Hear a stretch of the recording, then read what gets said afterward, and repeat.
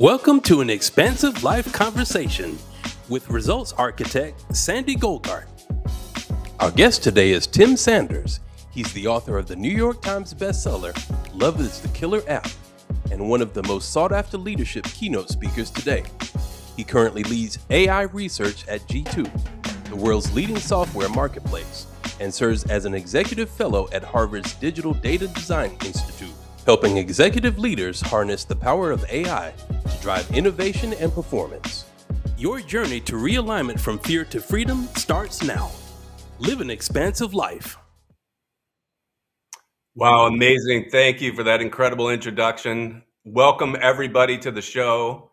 I don't think I could be any more excited about the guests that we have on and the content and the insights that he's prepared to share with all of us. Truly potential life-changing and something that couldn't be more relevant to our lives and what's happening around the world. My guest today is Tim Sanders. Tim is a friend of mine. I was trying to do the math. I believe, Tim, it's been 27, 28 years since we first met back in Dallas. And we met just as his book, Love is the Killer App, was coming out. I found my signed copy in my library as I was doing research.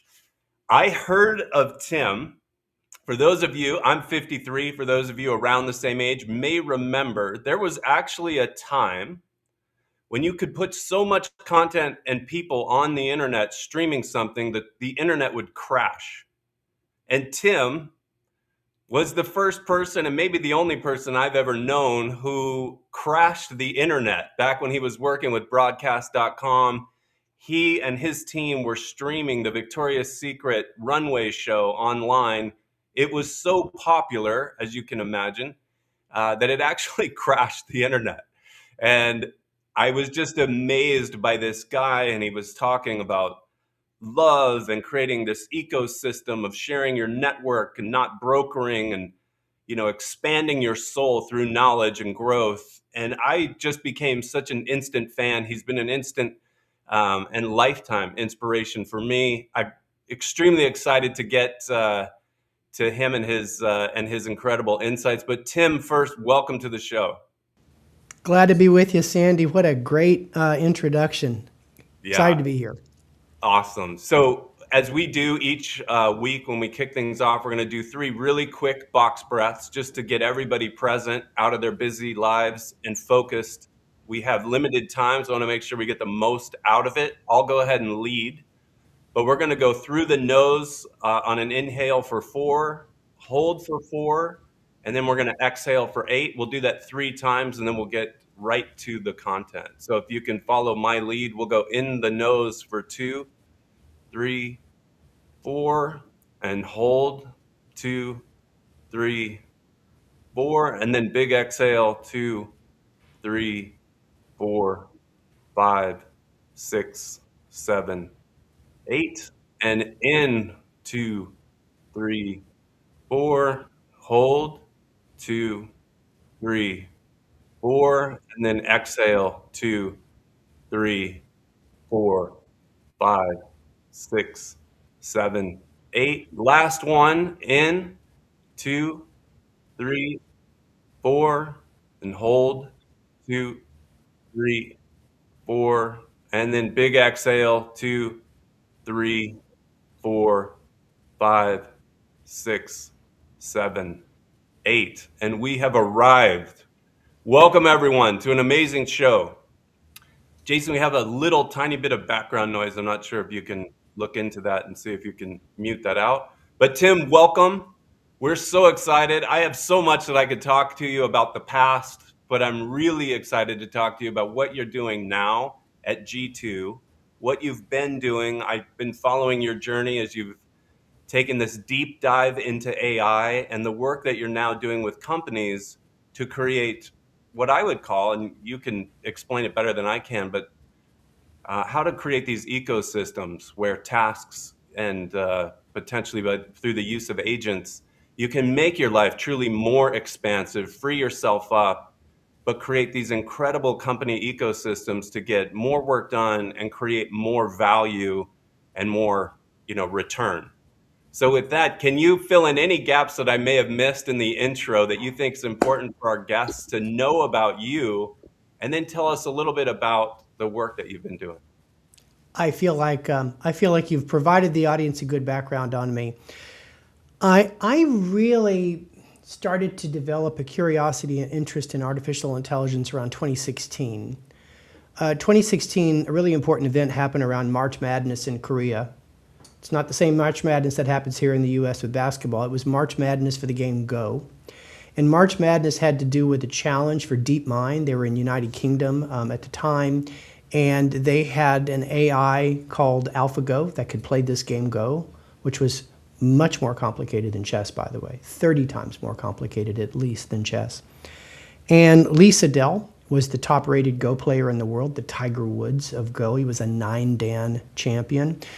AlphaGo had had some previous competitions against lower-tier players. No one in the world thought that Lee Sedol would lose one game out of the 5-game match. DeepMind put up hundreds of thousands of dollars for the challenge. It was very fascinating. Most people in the data science community felt like it was at least 5 years away, maybe 10 years away, until AlphaGo would solve something as complicated as Go, especially with the grand champion. Move 37 was a move that perplexed Lee Sedol so much he had to go outside, have a cigarette, contemplate the meaning of life. He ended up losing 4 out of 5 matches that day. It shocked the world. My phone blew up. As you know, I worked at Yahoo. I had a lot of contacts across Asia who were following it, and I knew something was going on. And what I knew was that everything was going to happen ahead of schedule. Now, of course, I kind of saw this before the internet in the 90s. In the early 90s, you could kind of see it bubbling up, and then the Netscape moment happened, and like, okay, the internet's going to be a thing in just a few years. I kind of felt the same way about AI. So by about 2018, I had really centered a lot of my research and thought leadership around this coming artificial intelligence explosion. There's a few books I've read around that time that made a profound impact on my point of view. One was Prediction Machines by Professor Ajay Agrawal and a few other professors at Rotman School of Management. The other book I read in 2019 that just got me going was Competing in the Age of AI by my good friend Dr. Karim Lakhani. Those 2 books are behind me, along with the follow-up Power and Prediction from the Rotman School. But those 3 books really catapulted me into a laser focus on helping organizations and increasingly individuals just like you harness the power of prediction and the falling cost of intelligence to lead a more strategic life. Wow, incredible. I saw you present on that. I had to look up the game Go, and I became equally fascinated by the power of these, large language models, the ability to create these kinds of predictions and perform those kind of tasks. On this show, we talk about, your most expansive life is on the other side of your biggest fears. As AI is approaching, what is your take on, is it something that people should fear? Is it something people should just create awareness about? Or is it something people should really learn how to jump in the game and get over any fear they have about the use of AI? How do you see things? Well, the first thing I want to do is I'm going to put in comments here just for everybody. If you want to watch a fascinating documentary, I'm trying to post something here in comments. Can I do that? It should be in the group. All right. Okay, here we go. I put it here in the comments. So there's a link to a documentary on AlphaGo. It's about an hour and a half. It's a fantastic movie. It's free. It's on YouTube. Watch that. Okay, let me answer the question. Artificial intelligence, and I'm not just talking about like when you think about something like a chat GPT, I mean AI as a prediction machine. It takes information that you have. It produces information that you don't have. That's exactly how to think about AI. What this prediction machine has done over the course of the last, let's say, decade or so, starting with machine learning and then obviously culminating now with neural networks. For the first time in human history, AI has decoupled prediction from judgment. Prediction and judgment used to happen simultaneously in the mind of an expert. That's what expertise was all about. Expertise said, I have all this technical experience, I've memorized a lot, I have all this information in my little language model, and I can now take all of that and make a prediction and then pass risk-reward judgment on the prediction and act all in one motion. The expert did that. Now the machine makes the prediction, and the human being's new role is to pass judgment. And it's a fascinating division of labor. Do I think it's threatening? No, and let me tell you why. The way the media works these days is AI bad gets a lot of clicks. So we really focus a lot on all the bad things that can happen with AI. But let's look at history. Automated teller machines, which came out in the 70s. Everybody thought, if you were a bank teller, this is it for you. You're going to be out of a job. They thought that because if you actually looked at the workflow for a bank teller pre-ATM, they probably spent 3/4 of their work week dispensing money. I kid you not. Okay? 3/4 of their work week, counting money. Some people watching might be like, oh, my job's kind of the same. I cut and copy this thing into that spreadsheet and I push email around. Here's what happened. When ATMs came out, they retrained bank tellers who now had more time on their hands to actually be product advisors and to be referral points for the wealth managers and the other bankers inside a branch. And all of a sudden, the value of a bank teller to a bank rose significantly because it was more strategic work for a human to actually upsell products and provide better customer service instead of just counting money. So what happened over a 30-year stretch is the number of ATMs went up at the same time the number of tellers went up because branches were expanding, because businesses, these banks, had figured out a more profitable way to use human beings. Only in the last few years, with the rise of mobile banking, did we see a decline in tellers, but it wasn't because of the ATMs. It was because of a change in how we like to bank. My point here is that AI works the same way. There's portions of our job, Sandy, that are the repetitive equivalent of dispensing cash to someone, and we don't need to be doing those. So I think AI is coming for the most no-joy parts of our job. Now, that being said, there will be people, like some bank tellers, who weren't interested in being retrained. They might have left the field, they might have shown a disinterest and been eliminated because they weren't part of the retraining program. It's a decision we make. And I was thinking about this recently. One of my favorite Henry Ford quotes is when he said, if you think you can, you're right. If you think you can't, you're right. So I think our attitude about AI will most likely determine its effect on our life. And so if you believe that artificial intelligence can give you a superpower, not replace you, then that's probably how it's going to work out for you. Yeah, I love that. It is hard not to think about the revolution or the evolution that comes with AI. I've listened to Tony Robbins talk, and he's quite concerned about this potential revolution where he predicts even violence, may erupt because most people would predict in the next 3 to 10 years, a really large percentage of jobs will go away. But I think what I hear you say is this is the best time to expand your awareness, to get prepared and maybe start thinking about what are the right questions to start asking yourself and how do you evolve and grow to be ready for that so that you can catch the upswing of that and not worry about what it's going to do. Is that fair? Yeah, I mean, jobs will go away, new jobs will be created. I've yet to see an agent that can effectively comb across an entire workflow like a human being in the majority of use cases. I will take a minute to talk a little bit about what I think the best way to look at AI is when you try to think about what an AI possibly can do. So let me see if I can share this with you, which I think I can. When McKinsey studied how a company should look at the impact of artificial intelligence, modern AI, think of it as the post-ChatGPT moment, they said there's two lenses that you can look at AI through. You can look at it through the cost savings lens, it's going to replace people, Or you can look at it as through the capacity lens. It's going to help people do 3x more. In other words, growth without limits. And they've learned that when you want to look at the real benefit of artificial intelligence, it's sizably bigger when you look at capacity. Why is this the case? Because you're never going to be satisfied with the substitute.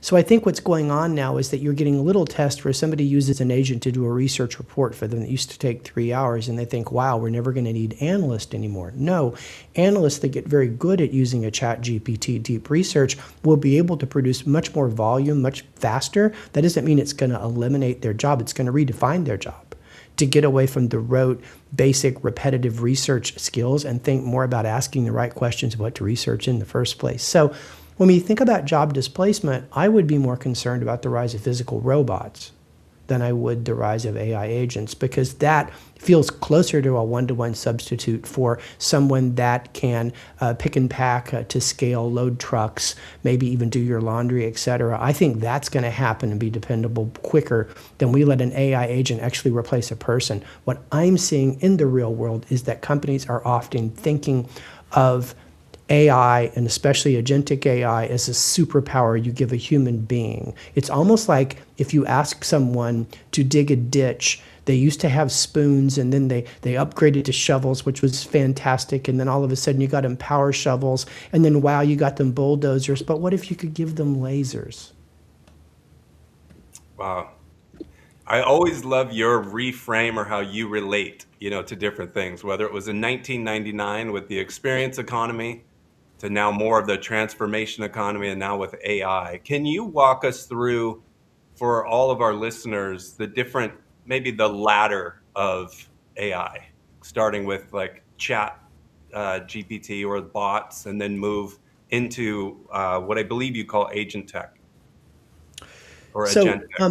I want you to think of machine learning, which is now, I don't know if it's just me, but machine learning's kind of become the Nickelback of AI. It's like it's still very dependable as a technology. It's just not that exciting, so no one brags about using it. But machine learning was kind of the beginning of where we started to see AI really change things. Many of you experienced machine learning's magic when you were searching on Google and it auto-completed your search. Or you on Amazon and it suggested the perfect product for you. That was where, through classification, the simple zeros and one matching, machine learning said, oh, Sandy means to be Googling Tim Sanders, so the minute he says S-A-N, I'm just going to fill in D-E-R-S.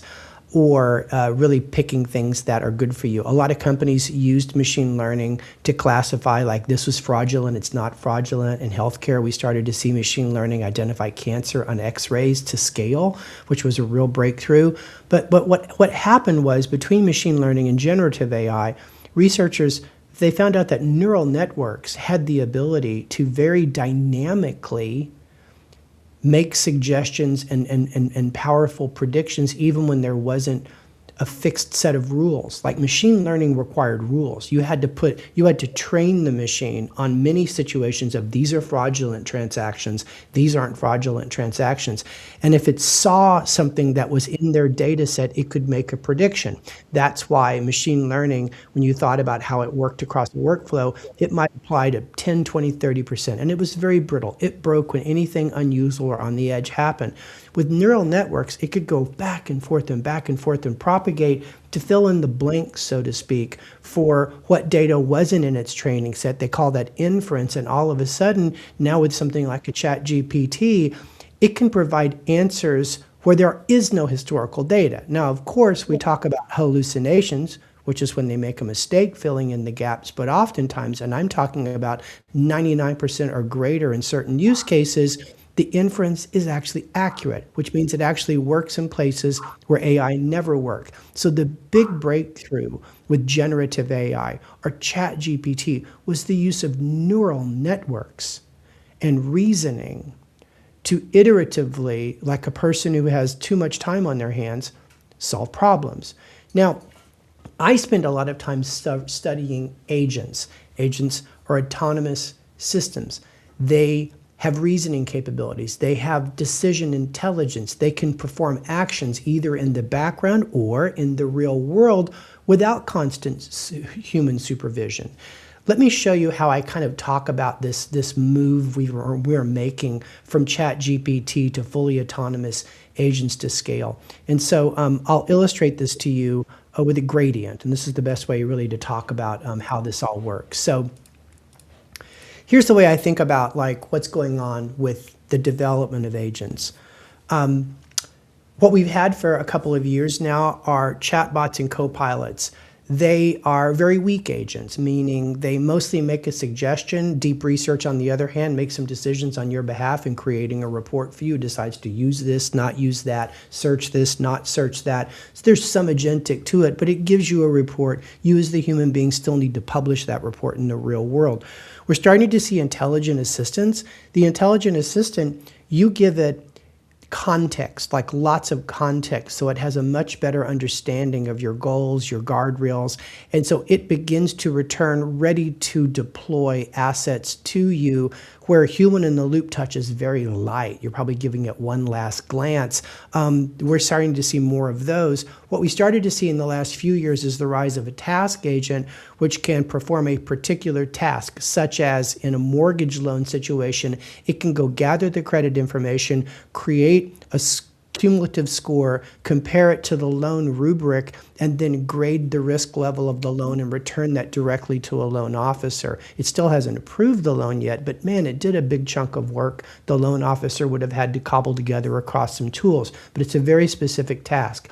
Only in the last year have we started to see a process agent, say like a customer service agent, that can not only intercept an incoming call, it can resolve the call down to arranging for a return, label, and sending a replacement product. They call that containment. It's relatively new, still a little janky. There's still a failure rate that's a little bit high for enterprise, but it's starting to work better.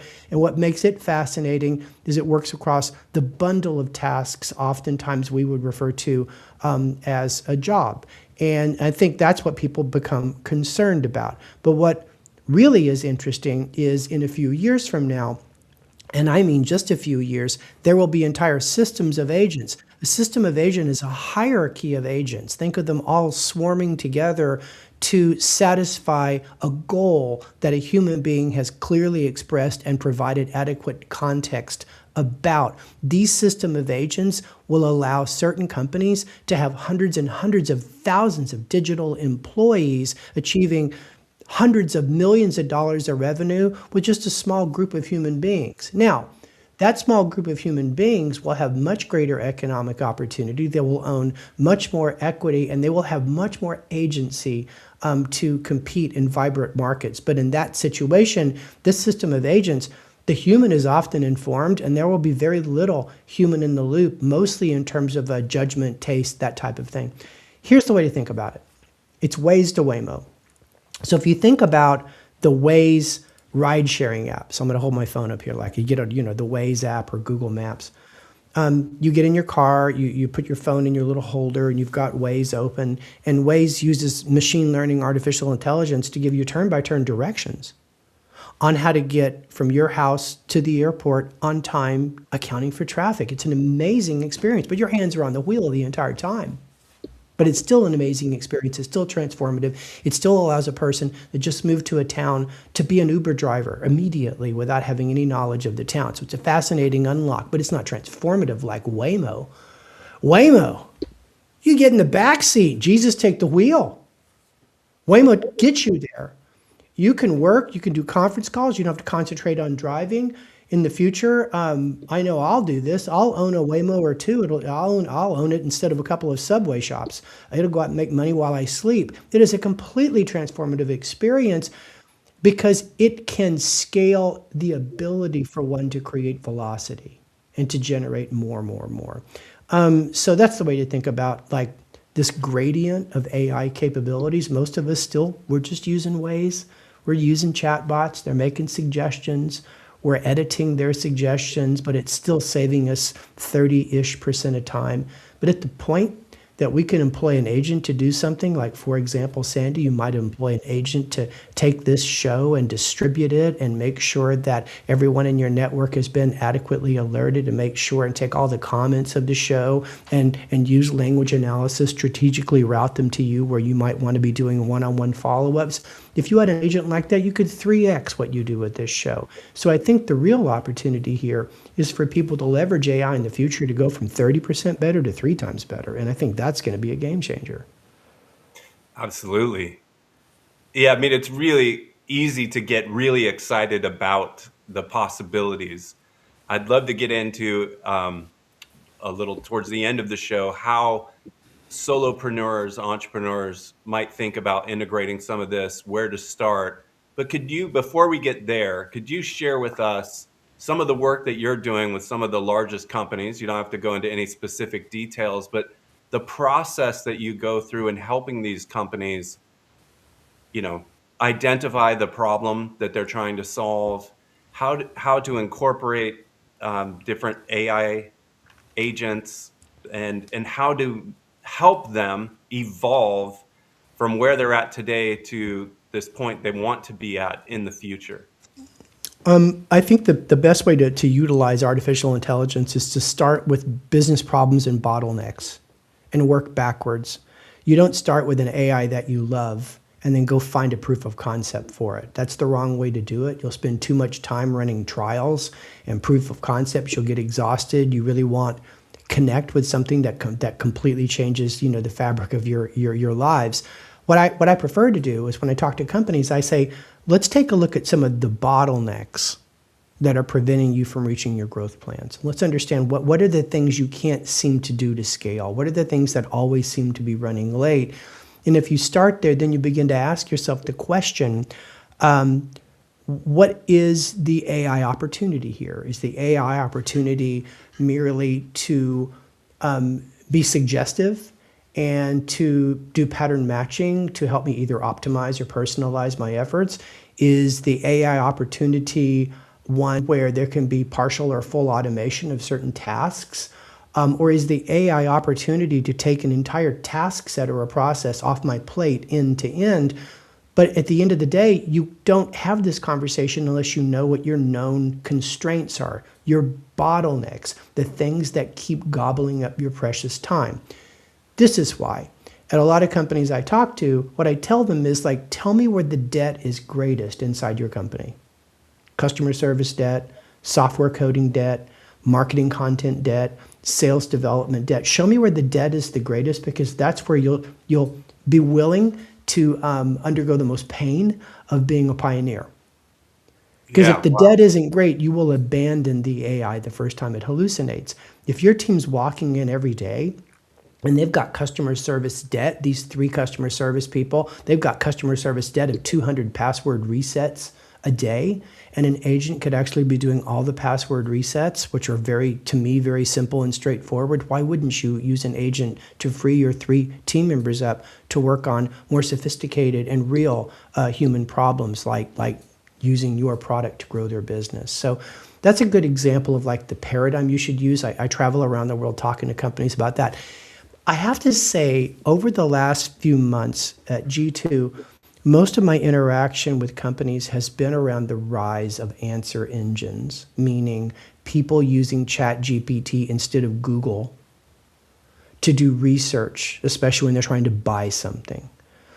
Because G2 is in the business of connecting software buyers and sellers. So if B2B software buyers are no longer starting their journey on Google and they're instead starting on ChatGPT, that is a profound shift in marketing strategy, because what it takes to show up in a Google search versus what it takes to show up in the return for a ChatGPT prompt are 2 different formulas. They call this concept answer engine optimization. I spent a lot of time on this. I've been doing a lot of research on this.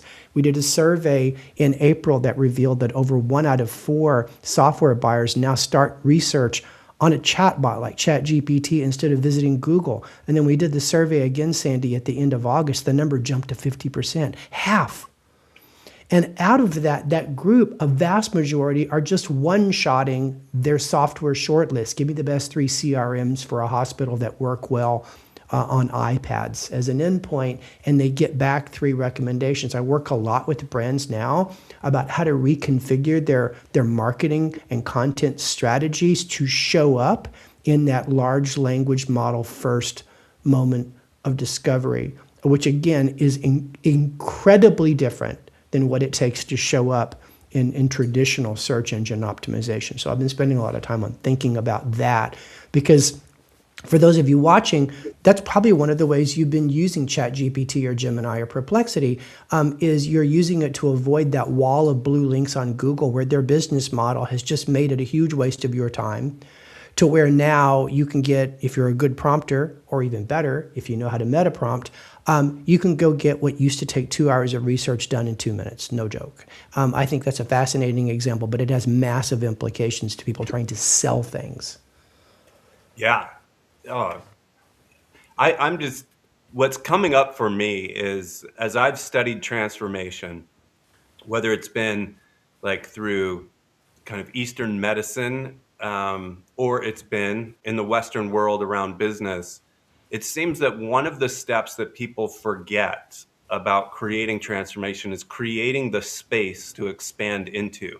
So the idea that you bring up about creating capacity through AI, that now gives you the space now that you have from the human side to now expand into that, to create the That's right. growth and the transformation. That sounds, That's right. it's almost like this is helping to signal that, or create that we as humans are oftentimes reluctant to create on our own, which is just the space, right? Whether it's the Yeah. way you're thinking and getting rid of bad thoughts, getting rid of feelings that no longer serve you, and channeling those into the actions that'll actually create the most value. That's always been, from a human standpoint, like our biggest obstacle or our own biggest constraint. Do you have any thoughts on that? Yeah, absolutely. So I think there's a lot of value in considering the space, getting more time so you can do things more strategically. However, I find that oftentimes we waste that space. We can come back to this. It's called Parkinson's Law. It's a concept I've been thinking a lot about. Let me give you another way to think about it. What I also get excited about is the idea that what AI can do for you is it can give you a real sense of agency. What I mean is it's going to give you the power to do things that you never could have done on your own before, because maybe you might have lacked skill, maybe you lacked a resource. So I'll give you one example. When we think a lot about using new technology, for example, we might think about, like, I bought a new gizmo and I'm trying to learn how to use it, and I'm trying to go through the manual, I'm trying to go through Reddit, I get frustrated, Sandy, I call you, I know you have the gizmo, tell me how to use the gizmo. Now with ChatGPT, I never have to call you, Sandy, because I can get ChatGPT to spend all that time reading all the Reddit boards, reading all the manuals, and coming back and just giving me step-by-step directions to do the thing. And so now I find that I've become much more self-sufficient in places where I had to lean on other people a lot to get answers because it was just so much time. Or I think about things where there's these skills I don't have, but I have judgment, meaning I don't know how to design a graphic, but I've got great judgment of what good looks like. So I'll think about, like, I have a newsletter. If you go to my LinkedIn, you can sign up for a newsletter every 2 weeks. It's the AI update. And, one of the challenges of publishing a newsletter is you always want to have a cover image, right, for the newsletter that encapsulates, like, what's that issue about? The cover image will be on LinkedIn. It's obviously a huge signal for people to decide to click and open and read it. I don't know my way around Photoshop very well, to be honest. I've created graphics in PowerPoint. I'm that basic. I do not have a high level of skills. I used to hire freelancers to go do it for me, but then I spent all this back and forth time trying to get it right, and there was this day's latency. So recently, I discovered this brand new tool called Nano Banana. And so Nano Banana is Gemini's image generation tool. And so I spent about 5 minutes really thinking through a prompt. And then I cut and pasted the entire newsletter edition into that. And I said, I want to call this newsletter, I want to call it Google Strikes Back. I want it to have this Star Wars thing. And here's the whole article about how Google's made all these great strides against ChatGPT. Look at what it returned for me. And this is what I ended up publishing. Okay? So I, all by myself, make this. That's that's agency. Okay. So it's not even that I got more time back. I took something and I developed agency to do the thing. Now, would I use AI to make the cover of my next book? No, I'd work with a designer. Why? Because it has a higher stakes impact. I want to make sure that people that buy a book have a signal that feels like it's human. But I think when you look at some of the transactional things we do, like the biweekly newsletter and the image you have to have for LinkedIn to get clicks, I think that's a great situation where having a little bit more agency can allow you to do really great things that you could not do before because you had a skills deficit. I put an asterisk on all of this though. I've I've made it my business for like 30 or 40 years to discern the difference between a good image and a cheesy image, right? So I think a lot about taste. I thought about it as a musician. I thought about it as a marketer. I thought about it as an author of a bunch of books. So I spend a lot of my time discerning like this is good taste, this isn't good taste. I call it the Rick Rubin, skill set. So I have that. So then I can use something like Nano Banana and discern between a cheesy image I shouldn't produce because it looks like AI slop and an image like what I showed you that's got nice sophistication. And by the way, I was a little iterative on it. When it first returned it to me, the image, I asked for a few changes so that it would line up and look a little bit more natural. So that's just an example. I'll give you one more example here. So I read this book.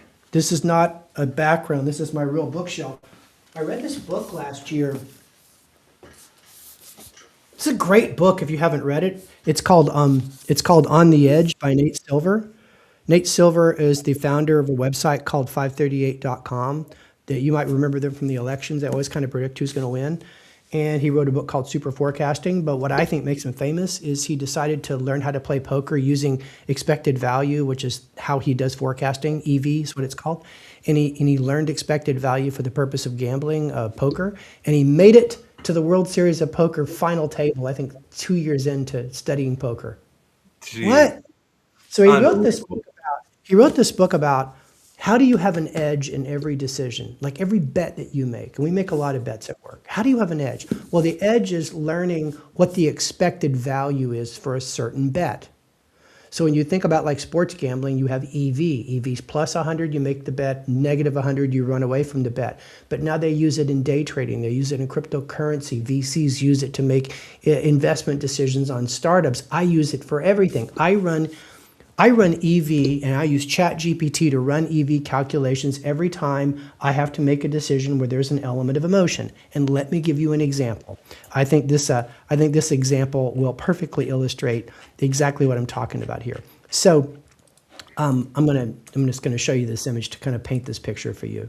So I recently bought a Ford Bronco, and the Ford Bronco I love the car, but the worst part of buying a car is when you go into the finance room with the F&I guy or gal, and they're going to sell you all this extra stuff to go into your loan. Like, remember the whole roadside hazard thing they want to sell you? Well, I bought big tires on the Bronco, so I was like a mark. They're going to go sell me the roadside hazard. Now, for those of you on the stream here, these policies, like it's like $800 and something to have 3 years of roadside hazard protection, if something happens to your wheel. They're one size fits all.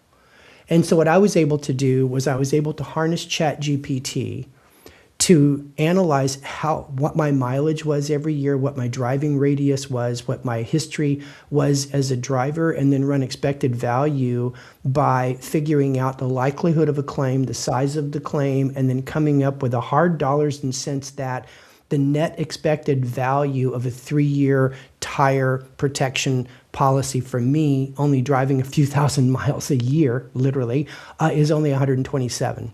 Which means that I would lose $721.30 if I bought that. Now, traditionally speaking, these salespeople, these F&I folks, they're preying on your emotions and you're buying peace of mind. If I drove 100,000 miles a year and I drove cross country and I used it as a construction person, the EV probably would have suggested I buy the roadside hazard. So in this situation, Chat, and this is the first time I used Chat GPT for EV, and now I use it for everything because it will ask you, well, you need to give me data on these variables so I can run calculations. So now I'm just getting to this point. I have self-sufficiency in never making a decision that's overwhelmed by my emotions and being much more informed as to the risk reward of every bet that I make, everything I spend money on. I'm starting to even think about using expected value to measure when a manager says I need to add an extra person in the marketing group that does this function. I'll run EV on what it means to add that person over the next year instead of us having some rule of thumb about when we add people, and it can help us avoid layoffs 5 years from now. Because of the EB's positive, I'll probably keep those people when times get tough. So anyway, there's just a bunch of ways that AI can make you have more agency where you didn't have agency before. Yeah. I've heard you refer to it as we're entering the age of the Rick Rubin economy. Yeah. Yeah, that's awesome. Yeah, you think about it, like Rick Rubin's a fascinating character. Like first of all, let's talk about what he's done. 9 Grammy Awards, 25 platinum records, some of the most endearing records, Beastie Boys, Tom Petty, Johnny Cash's last album, Red Hot Chili Peppers. I mean, the guy's like famously successful, except what most of you don't know is he didn't come up through the traditional prediction, caste system of being a musician for a long time and working in studios and starting as an audio engineer and eventually becoming a producer and then becoming a record producer. No, he founded Def Jam when he was in college in his dorm room. He spent a lot of time figuring out his discernment of what songs sounded like and whether they were probably going to work on the radio or not work on the radio or fit within this niche or not. So he developed a profound set of taste. He also developed conviction, meaning he was very bold about what his taste was, and he demanded the things he thought were right. And that, to quote him, has been very fruitful for a lot of artists. That's the skill. That's one of the skill sets of the future. I was thinking about this morning, Sandy, when I think about what are these super skills for humans in the future? Let's go at 10 years from now. 10 years from now, we look at someone and say, most valuable person at my company. What are the 3 skill sets that person has, assuming we've reached this age of agents? Skill set number 1, the skill set of expression. They know how to correctly formulate and express goals and provide rich context. Much like a good teacher or a parent, that's what they've always been great at doing. Give the student goals, the right curriculum, and then provide them the right context so that they can make their own decisions. So that's the first thing. They're going to have expression. The second thing that a person's going to have as a super skill in the future is a sense of discernment. I want you to think about Malcolm Gladwell's book, Blink. He talked about the idea that there's some people that can just look at a painting and know it's fake. Now think about that. That's where we are with AI now. Some people are just better than others. I've started, the more you do it, the better you get. Like Reid Hoffman, co-founder of LinkedIn, that's why he said 10,000 prompts is the new 10,000 hours. Because the more you do it, the better your discernment muscle gets, where you can look at a thing and go, that's slop. That needs to be redone. That's not right. There's something wrong here. That image isn't correct. So discernment becomes this way of you differentiating between good and bad work, because I don't care if you use AI, you still need to be responsible for your work, right? So that's the second super skill. But the ultimate super skill is a sense of judgment. And judgment is your sophisticated view of what works, what fits, what is appropriate, and what will in the real world work and return. So I think that judgment is where the Rick Rubin economy slants. And I was having a discussion with a friend of mine who 2 of his daughters had gone to college and one got a graduate degree, and she felt like she lost a year of earning by getting that graduate degree because there was just belief that college has no value. And my point of view on it, Sandy, was like, well, if you looked at college as a memorization, process, like poke and puke, like you memorize a bunch of things. Well, yeah, it's very threatening, but I don't. I went to college. You went to college. College was an experience where we did and turned in work, and we were given feedback on our work, and that is how you get judgment. So I tell people all the time, like, if you want to sharpen your Rick Rubin brain, do more work and put it out there for feedback. That's what Rick did. He founded a record company. He put out Public Enemy's record. He put out a bunch of records, and a lot of them failed, and he learned. and he developed judgment. So anyway, that's my long explanation here. Focus on those three super skills, and you will always be the pilot, not the passenger, when it comes to artificial intelligence. Yeah, that's so amazing. What comes up for me as you're talking about that, I spent like 2 years going very deep studying Einstein's life. And the things that really jumped out at me as I kind of stepped back and zoomed out on his life, he's probably, maybe take Jesus Christ and Buddha out of the equation, he's probably the best branded individual in recent history. We all know him as a genius. Like, even scientists who can't agree on anything agree that, like, he was a genius. But from a marketing standpoint, he wasn't putting out a bunch of refrigerator art and just throwing a bunch of stuff, out there. In fact, he would take 2 and 3 months to figure out what were the right words to create a 1 or 2 sentence response in a letter rather than firing off 100 emails. I just remember being in awe of the amount of care, attention to detail, and discernment he would use, and how he would respond to something, and how he would carefully navigate his life with real passionate curiosity for what he really thought was important. And he wouldn't put Yeah, anything out there until he got to the place where he thought, man, this is significant. And yeah, I try to use that more and more today to think about striking the balance between enough content going out and making yeah, sure it's not just refrigerator art that only your mom's going to be proud that you put out. yeah. I'm with you. You follow my LinkedIn. I don't put a Yeah. lot of stuff out. When I do, I think about it a lot. And here's how I think about it. So there's things there's work that gets done fast, and there's work that gets done slow.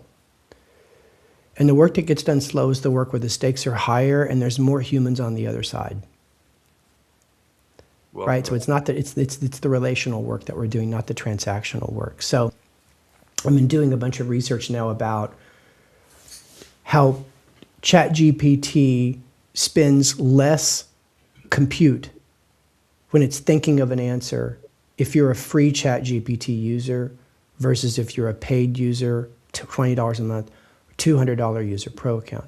And the thesis is that I want to go do the research to get to the bottom of this, because if it's true, then marketers need to figure out what kind of AI are people using, because if they're using free, they're not getting a lot of compute, which means you have to make things stupid easy for AI to find you. And if they're using $200 Pro, the AI is going to work a lot harder for you, and you can be more sophisticated and publish PDFs and other things like that.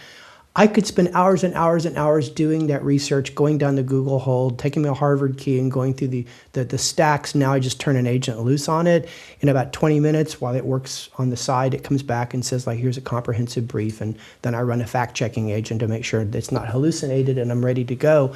And I saved a bunch of time because I've got a speech at our company kickoff on collaboration coming up in a few weeks. And it's 400 of the dearest people in my life. It's a high context situation. It's a high leverage moment for me to have an influence on the company culture. That's going to get done slow. So you can't see it here, but I've got like all these like index cards where I've written down theme words around teamwork, collaboration, problem solving. They're all like in different orders, and I keep moving them around. I take a picture, I think about it. I think about it when I'm in the shower. I'm going to work so slow on even just getting the 5 major subtopics for my talk before I ever do anything else, to make sure it's right, because the stakes are high. It's relational. There's a lot of humans on the other side.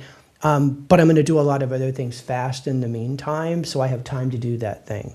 Right? Right. So one of my favorite things I heard about Albert Einstein was like, the concept, like when he was working and he would have his feet up on his desk, no one would ever bother to say he was being lazy or wasting time. They knew he was thinking, and they knew how important that was to him.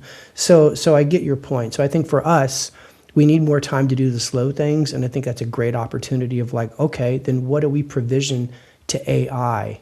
Because the one thing I'm not going to do is say, hey, AI, help me write my collaboration speech. No, it's just too damn important for that. Right. Yeah, I love that. That's a great way to frame that up and keep discipline around those things that really matter, high touch, high value, take it slow. But we have a lot of things to get done, and we can't do that with everything. So really quick, I would love if you could we have a lot of solopreneurs, entrepreneurs that tune in, to the show, Yeah. different than a very large organization. How could they, what would the best advice be that you could give them on searching for their own, quote, I think of problems as not really real. We have the kind of the illusion of problems, but constraints are real. How to look at, assess their own constraints, Yeah. prioritize those within the needs of the business, because I think that's so important as an entrepreneur, that you don't get off on a tangent working on priority 4, 5, and 6, when if you just did number 1 and got it done, you'd make a lot more progress. But how would you, if you could, advise somebody who's working at it alone to go through kind of the similar process you take your large, enterprise Yeah. customers through? First concept I want to lay out here is a concept called verifier's law. Verifier's law says any answer you can verify as being correct, you can conquer with artificial intelligence. It's really important, right? So verifier's law says that once you've established these are bottlenecks in my business, I have these growth plans and there's these things I never can seem to get to. There's these things that take up too much time out of my day. And I want to address those with AI. The first question you have to ask yourself is, can I verify that what I get back from AI will be right? Can I verify the answer is correct? So for example, I show you that image that I used for my newsletter. I felt high confidence that I could verify that that was going to be appropriate to my post. It was not going to look super AI generated, and it would be within my personality as a boomer, Star Wars, the reference, etc. So I was in a good position to verify that as a correct answer. And so that's a situation where I can rely on image generation to make my newsletter image. So that's a great example of where, I used to spend way too much time in Canva and other things trying to build an image, or not hiring a freelancer and wasting time going back. And so I had this waste of time, but I had to do this thing. I developed a skill set over the years, mostly around putting out records and discerning good album cover from bad album cover. So I had this verification skill set around images. So that's really important. So the two things: you identify the bottleneck, and then you understand what you can verify as a correct answer. Even in expected value, I'm decent with math. I just need someone to put the formulas in front of me, right? So it's like I could verify, in the example I gave you, I could verify that the expected value for the roadside hazard, in fact, would suggest I shouldn't do it, because it said, oh, you only have a 10% chance of claim. The claim has only got a $1,200 payout according to this data. I can verify that. So that's a really important second piece of the puzzle. Get going is what I say. Do the exercise today. I want to find 3 or 4 bottlenecks in my life that I think AI could address. Make it a routine for it always to address those. Stay on top of it, especially in the beginning, for the purpose of quality, verifying the answers are correct, and then master the use case. So I'll give you an example. So I was working on a report for G2, and for me, I wanted to be able to take raw data from the surveys I was launching and build images so I could kind of see what the data meant, right? So that when I wrote my report, I would have more perspective. And that's what I've always loved about charts and graphs. The problem was I'm not a creative designer. I can't ask my creative team to go through and make thousands of charts when I've done a survey with thousands of people. But that was a great example of where, like, I want to use AI for that. So I started to use it. I'm going to give you an example of something that I've been able to do with it. And so I started to use it, not with image generation, but chart generation. And I give you an example, like, okay, I finally figured out how to make charts like this. I made this chart in ChatGPT. I literally took a spreadsheet of survey responses to a question and then told ChatGPT, McKinsey makes these things called bubble charts, and this is what an example of a McKinsey bubble chart looks like. So I want you to study bubble charts, and G2's color palette is this, and I want to use the kind of the purple in the G2 color palette, and then we use a Figma font, and I want to make sure you use that as your system font. And I want you to create a slide for me based on what these respondents are telling me their annual budgets for agents are. So this is an example, Sandy, of the chart it returned to me. Pretty amazing, right? Got it back in just a few minutes. Now, my work wasn't always this good. I can do all kinds of charts now. Like my last agents report, all generated chat GPT, but it took me some time to develop the right set of prompts, the right guardrails to make sure I didn't get bad returns, learn what to train it on. But now I can do this like crazy. I've moved on. And I said, okay, what other bottleneck do I have? And what I've done is I've developed new use cases, at least one use case every 60 days that I master. So at first there was that, and then I started to master expected value. And now I'm learning to master vibe code variations of a website page when I'm looking at all these different alternatives, where I can like vibe code like 6 different versions of the same page and then go to real human beings and get their responses to it. So vibe coding is a new challenge for me. Later this year, I'm going to learn how to build a little agent just to answer basic questions at timsanders.com for people looking for speakers. Something simple like that. Stand up my first agent this year. What I've done here is I've taken the business approach of starting with bottlenecks, but now I'm taking like the rigorous approach of like, okay, I want to add new use cases. And the thing I would do as a solopreneur is I would give myself a goal every week for how much time I spend in the process of learning and doing. Whether I'm watching videos about the kind of AI I'm trying to master, I'm building something and seeing how it works in the real world. Here's what I'm telling everybody watching this. 4 hours a week minimum. It'll change your life. 8 hours a week, you're going to start to become a power user. I want you to think of AI fluency like fitness. I mean, I read all these surveys of people, it's like, I've adopted AI, and then I talk to them, and like, well, I used it here, and I used it on Wednesday. When a person says, I've decided to be physically fit, does that mean that on Tuesday, they pop down and do 2 push-ups? And then on Thursday, they do a leg lift sitting in a chair? No, what do, Sandy? They go to the gym 4 times a week. And there's a rigor to it. And that's how you have to approach AI.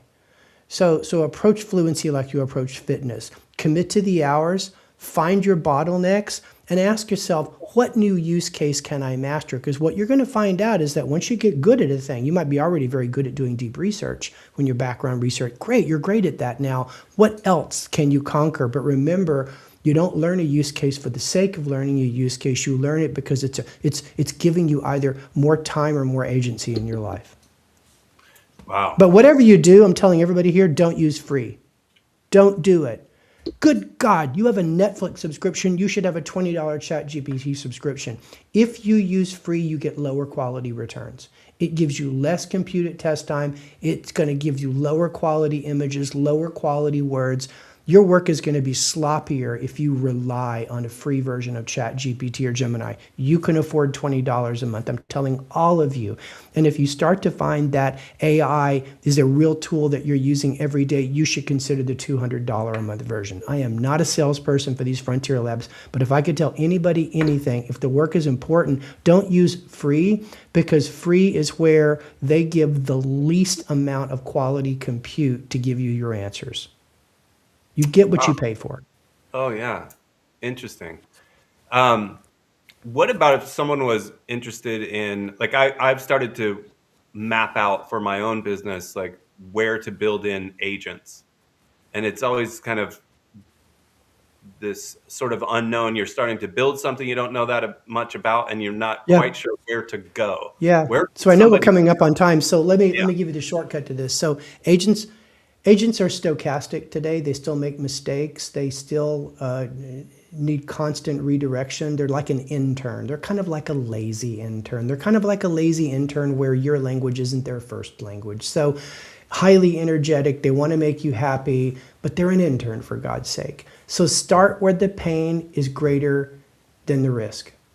So start in places in your business where you just aren't able to do anything on a particular motion, where the agent, even if it's a little janky, is better than nothing. See, that's why when you look at like the research I just finished for G2, the top 2 use cases for agents in the world now are customer service, where there's a backlog, and software engineering, where you need rapid prototyping, but you can't afford engineers. That's a classic example of where either the customer service debt or the technical debt was so great, the pain is inconsequential. I think if you do that, you won't be 1 step forward, 2 steps back all the time, trying it and saying it didn't work, I'm never going to do it again. Well, you were probably doing something that you didn't have great pain in, so you had little tolerance for error. Right. Makes right? perfect sense. Yeah, you go to the dentist, you let him shoot you in the mouth and pull a tooth out because the pain is great. You don't go do all of that because you have some time on Friday afternoon. Right. Good analogy.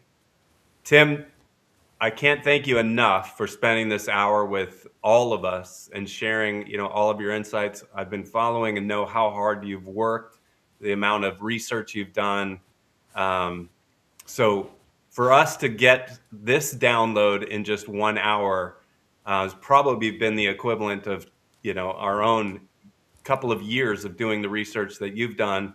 I hope everyone can take something from this call and put it to use to create space in their life and take one more step towards leading a more expansive life and becoming a more expansive leader. So thank you very much for your time. Thank you, everybody, for tuning in. It's been a wonderful hour. So grateful for your time, Tim. My pleasure. Thank you, Sandy. Yeah, go ahead. Yeah, one more time. The Love is the Killer app. You can find it on Amazon. In the back, he's got his top 10 books that every love cat should read. And I, going back through this last night, remembered the incredible journey I took with Leo Buscaglia, who you turned me on to. And it was just really fun to go back through everything, like the experience economy. I just finished up working with Joe Pine on his transformation economy book through his Substack. But I wouldn't have known Joe if it wasn't for you. So you've been an incredible Fascinating. influence to me, and I appreciate you and appreciate all the work you've done and certainly appreciate the time that you've given us. Absolutely, man. It's been my pleasure. All right. Thanks, Tim. Thank you, everybody. Have a great week. Thanks for watching an Expansive Life Conversation. Don't forget to like, comment, and subscribe. See you next week.